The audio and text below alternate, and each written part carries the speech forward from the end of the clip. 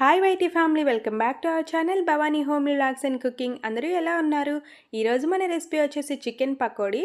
దీన్ని స్ట్రీట్ స్టైల్లోలా ఇంట్లోనే ఈజీగా ఎలా చేసుకోవాలో చూసేద్దాం. చూస్తుంటేనే నోరూరిపోతుంది కదా. ఇంకెందుకు లేట్, నేను వీడియోలో చెప్పే టిప్స్ ఫాలో అవుతూ మీరు కూడా ఇంట్లో ఈజీగా చేసుకోండి.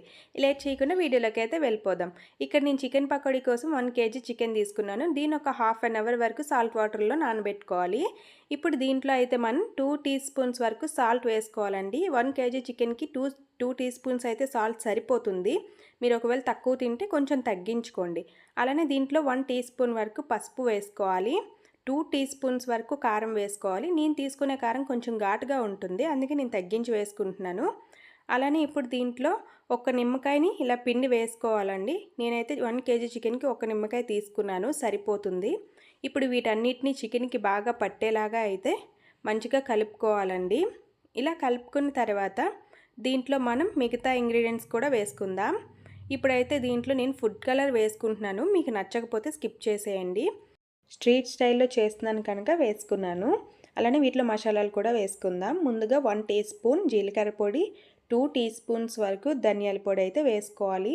టీ స్పూన్స్ అంటే కొంతమంది కన్ఫ్యూజ్ అవుతారు. టేబుల్ స్పూన్కి టీ స్పూన్కి. టీ స్పూన్ అంటే టీఎస్పీ, టేబుల్ స్పూన్ అంటే టీబీఎస్ అండి. తెలియని వాళ్ళ కోసం, తెలిసిన వాళ్ళైతే ఓకే.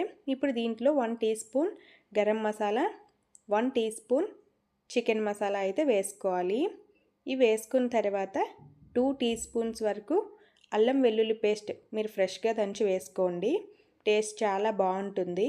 ఇప్పుడు ఇలా వేసుకున్న తర్వాత వీటన్నిటిని కూడా ఈ చికెన్కి పట్టేలా బాగా కలుపుకోవాలి. నేను వీడియోలో చూపిస్తున్నట్టు అన్ని బ్యాచెస్గానే వేసుకోండి, అప్పుడే మీకు చికెన్కి అన్నీ బాగా పడతాయి. ఇప్పుడు దీంట్లో 2 tablespoons వరకు కార్న్ఫ్లోర్, 2 tablespoons వరకు బియ్యం పిండి వేసుకోవాలి.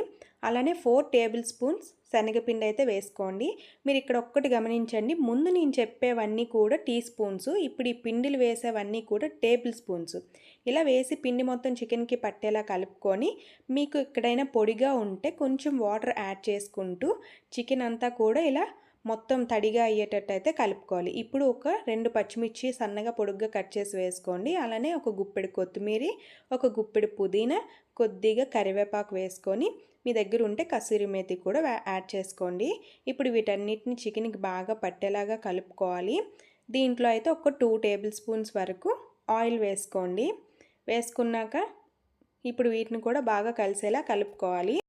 ఇలా కలుపుకున్న తర్వాత మూత పెట్టి మీకు టైం ఉంటే 1 hour లేదా ½ an hour అయినా మ్యాగ్నేట్ చేసుకోవాలి.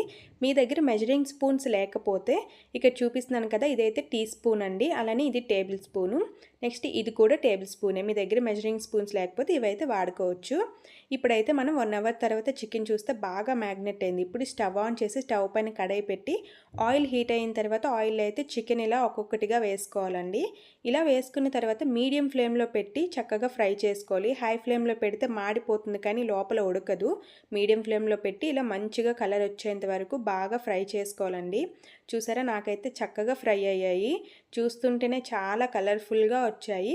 మీకు నచ్చకపోతే ఫుడ్ కలర్ అయితే స్కిప్ చేసేయండి. నేనైతే చాలా తక్కువగానే వేశాను. అది కూడా నేను తీసుకునే కారం అనేది కొంచెం కలర్ తక్కువగా ఉంది, అందుకని చెప్పి నేను ఫుడ్ కలర్ అయితే యాడ్ చేస్తున్నానండి. ఇంకెక్కడ నేను సెకండ్ బ్యాచ్ కూడా వేసుకున్నాను. నేను తీసుకున్న 1 kg చికెన్కి నాకు 3 batches అయితే అయ్యాయండి చికెన్ ఫ్రై చేయడానికి. ఇంకా ఫైనల్గా మనం సర్వ్ చేసుకోవడమే. చూసారా, చికెన్ పకోడీ ఎంత కలర్ఫుల్గా వచ్చిందో. మీరు కూడా మీ ఇంట్లో కంపల్సరీ ట్రై చేయండి మీకు ఈ వీడియో నచ్చితే. ఈ వీడియో కాదు, ఇలాంటి రెసిపీస్ ఎన్నో మన ఛానల్లో ఉన్నాయి, ఒక్కసారి వెళ్ళి చూడండి. మీకు నచ్చితే మన ఛానల్ని సబ్స్క్రైబ్ చేసుకోండి, లైక్ చేయండి, షేర్ చేయండి.